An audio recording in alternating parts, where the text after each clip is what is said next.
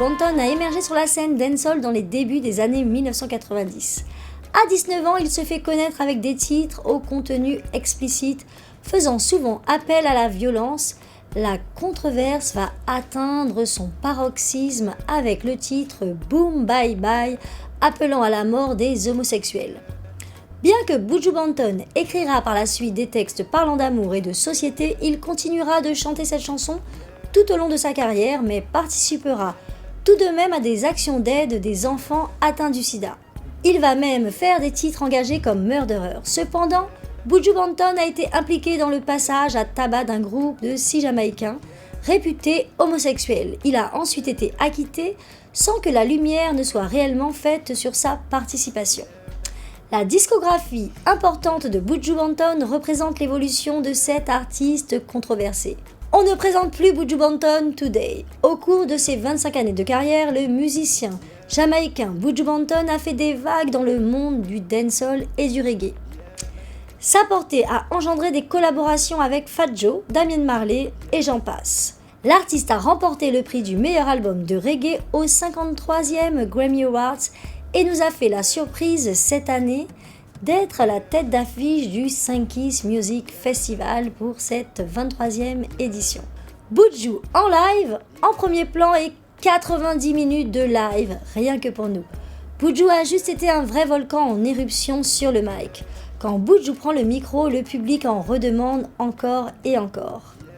Tout de suite, je vous propose de regarder un extrait du Sunkiss Music Festival avec notre légendaire Buju Banton. What did I say? Where me at? Oh woman, let me hear you say. Oh mama, I say I wanna rule my destiny.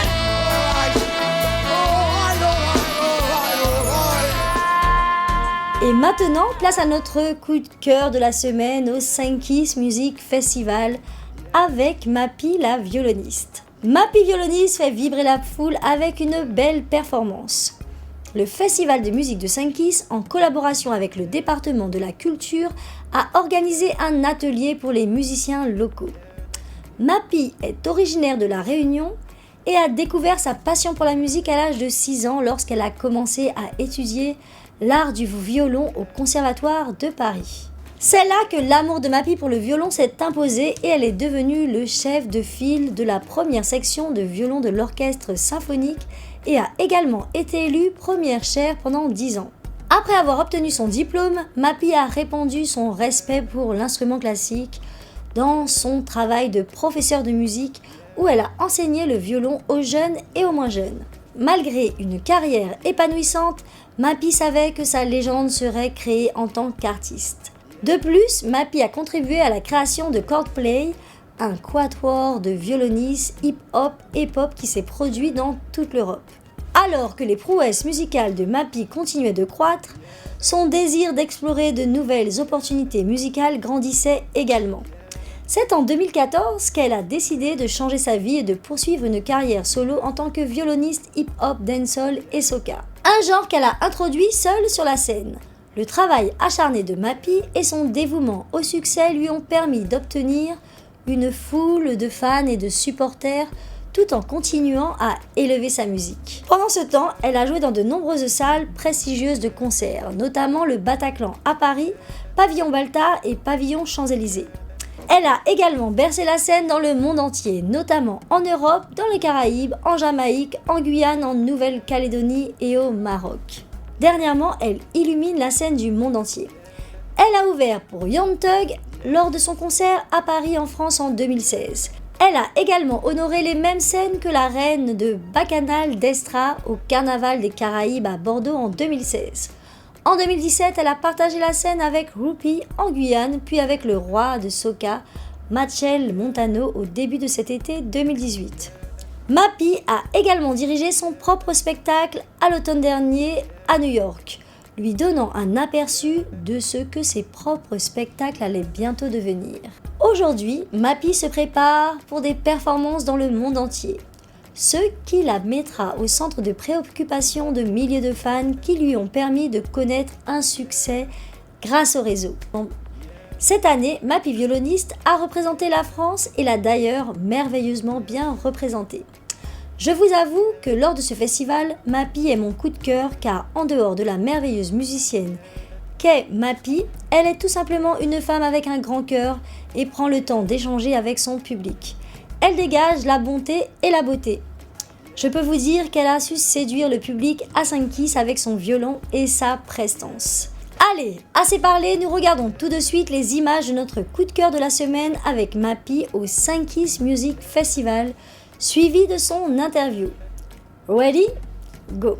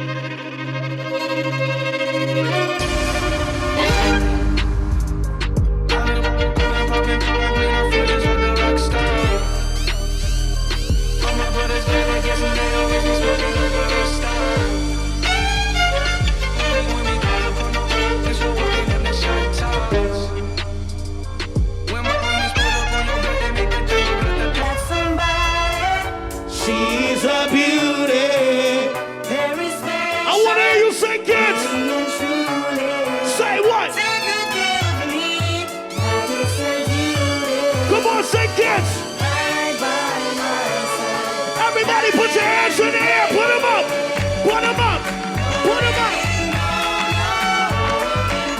put them up. Pulse, actuellement je suis en compagnie de Mappy qui a vraiment mis le feu à la 23e édition du 5 Kiss Music Festival. Bonjour Mappy. Bonjour, merci beaucoup pour la présentation. Mappy, c'est vrai que moi je fonds quand je te vois sur scène, je fonds quand tu joues. Est-ce que tu peux nous raconter un petit peu ton parcours avec le violon, comment il suis passé du classique aux musiques du monde d'aujourd'hui, ton petit parcours? Alors j'ai commencé par jouer de la musique classique au conservatoire, donc j'ai commencé à l'âge de 6 ans. Et c'est vrai qu'au conservatoire, en France en tout cas, je pense que dans la plupart des pays du monde, on apprend la musique classique.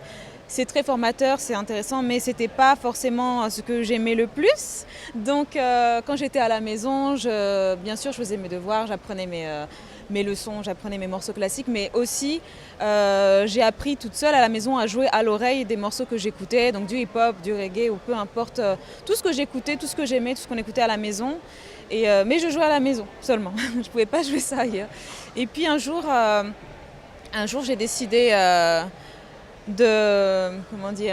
j'ai décidé de sauter le pas, on va dire, et de montrer ça au monde. Et j'ai un ami qui est justement DJ Jairo, qu'on big up en passant, qu'on connaît très bien. DJ Jairo qui est un très bon ami qui m'a un peu poussée à faire ça, comme il est DJ justement, il me disait tu devrais jouer ça sur scène, on devrait faire un show. Tu devrais montrer au monde ce que tu sais faire parce que je pense qu'on n'a jamais vu ça encore, une violoniste qui joue du hip-hop, de la dancehall ou de la soca, donc tu devrais le faire. Mais j'avais peur, j'étais très timide au début, j'avais pas trop confiance en moi, j'avais peur du jugement des autres, justement parce que je jouais du violon et je jouais de la musique qui n'avait rien à voir, on va dire, avec l'univers classique. Donc j'avais un peu peur du jugement des gens, mais bon, un jour j'ai pris le risque. Enfin, c'est encore Jairo qui m'a appelé, qui m'a dit... Alors tu avais quel âge ? Je crois que quand j'ai commencé... Tu as commencé à changer de registre.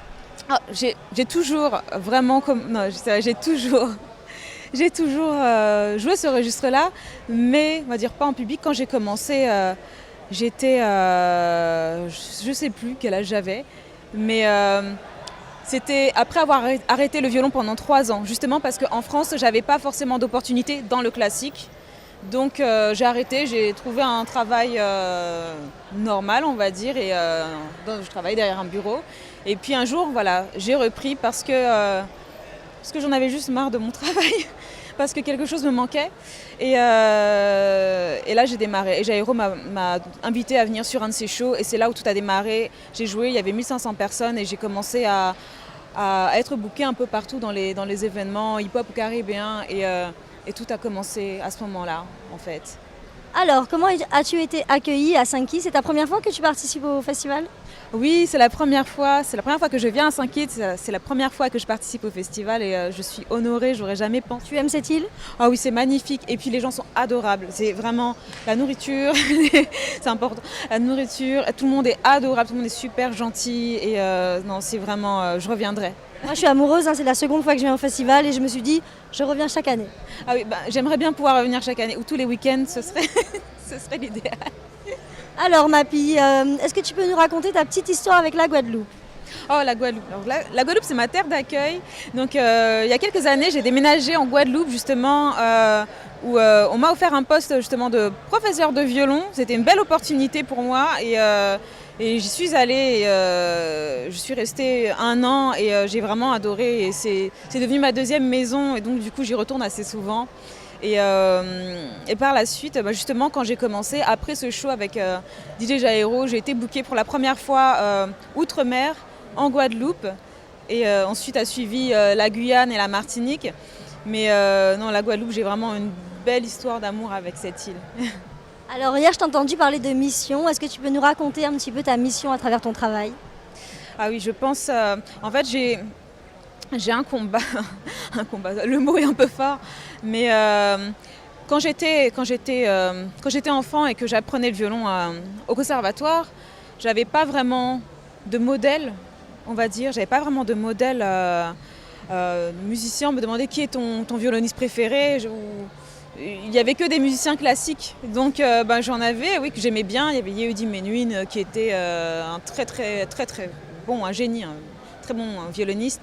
Mais j'avais pas vraiment de modèle dans ce que je voulais faire. Enfin, je me retrouvais pas en eux en fait. Et je trouve un peu dommage qu'il n'y ait pas encore assez qu'on n'incorpore pas encore assez les musiques modernes, on va dire, dans les écoles de musique. Donc 1, 2, 3, j'essaie de me battre pour ça justement, de montrer qu'on peut jouer tout ce qu'on veut avec l'instrument, avec un instrument classique, un instrument dit classique, parce qu'au final, moi je joue aujourd'hui un violon électrique, est-ce que c'est classique? Je ne sais pas. Donc il faudrait retirer un peu cette image-là, on peut jouer tout ce qu'on veut avec tous les instruments. Si on aime le reggae, on peut jouer du reggae avec de la flûte, avec un violon, avec du piano. Je pense qu'il faudrait un peu changer les mœurs et arrêter de mettre des étiquettes sur... Pour tout vous dire, le voyage des Saint-Kitts devait être annulé et j'ai bataillé, je me suis battue pour venir et franchement, je ne regrette pas. Puis cette année, j'ai entendu que la France était au programme et quand j'ai vu que c'était Mappy, j'ai dit « Ah non, je prends l'avion ». Tu m'as fait prendre un avion perso en dernier moment, Mappy. Ah merde, je suis honorée. La petite histoire, moi j'ai pratiqué de l'accordéon et c'est vrai que ma référence c'était Yvette Horner. Bon voilà.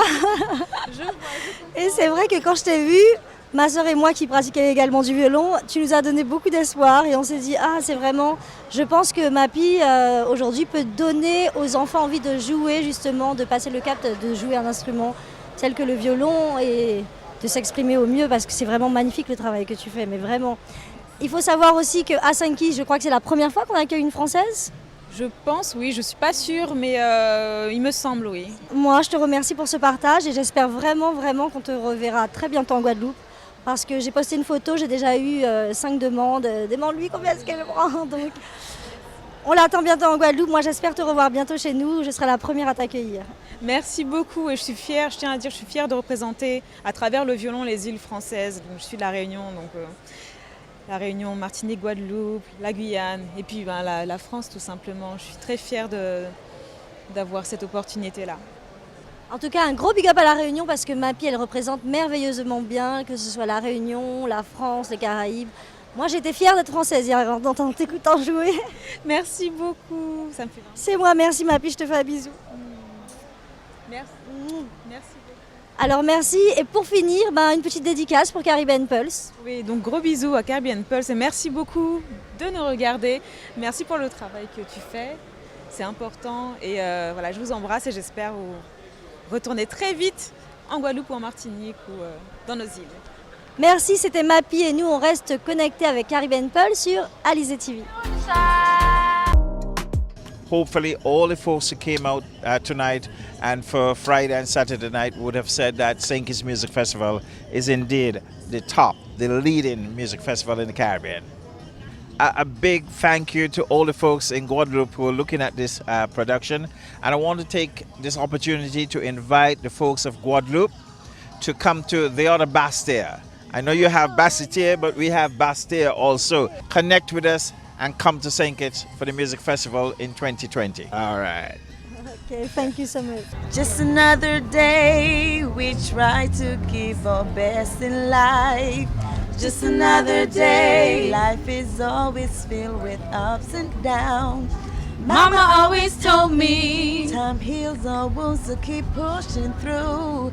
Just another day in this struggle. Hey, it's your girl Vanessa Bling representing for Aliza TV. She had Jesus' wife, she talked to him every night. She make him know that the love she have for life. She stopped search, she alright. She had no girl no fight. Vanessa Bling, peace. Les journalistes de Georgia, de Dallas, de Londres, de Sainte-Croix, Saint-Vincent, New York, Bahamas et j'en passe étaient présents comme chaque année. Nous avons fait de nombreuses activités ensemble qui resteront gravées.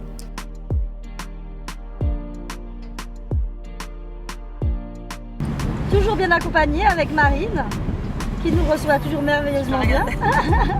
Quand j'en parle, je deviens nostalgique et j'ai qu'une envie, c'est repartir l'année prochaine. Un petit bisou. Il faut que je vous raconte qu'apparemment j'aurais rencontré le singe le plus connu de l'île, on le surnomme le Jimi Hendrix. J'ai vraiment vécu des moments gravés à jamais, des couchers de soleil et des arcs-en-ciel inoubliables qui apparaissent de nulle part. Je tiens vraiment à remercier toute cette population. Entre les massages à la louée sur la plage, l'accueil de Sadju et Janelle de l'Office du Tourisme qui m'ont logé dans un superbe hôtel à Marriott. Caribbean Pulse, il faut savoir que pour le festival, nous avons été accueillis à Marriott. Donc je tiens vraiment à remercier Sadju Ngala, Marine de l'Alliance française qui nous accompagne pour la seconde fois, qui est partenaire sur Caribbean Pulse, parce qu'elle a vraiment fait un travail formidable de traduction, de collaboration, d'échange. Donc je tiens vraiment à la remercier. Je tiens également à remercier Christian, parce que grâce à lui, j'ai pu voyager en avion privé, arriver à St. Kitts en 1 heure avec First Swim, donc voilà. Mais je vous avoue que mon meilleur souvenir en dehors du festival est tout simplement le petit partage avec le petit singe Jimi Hendrix.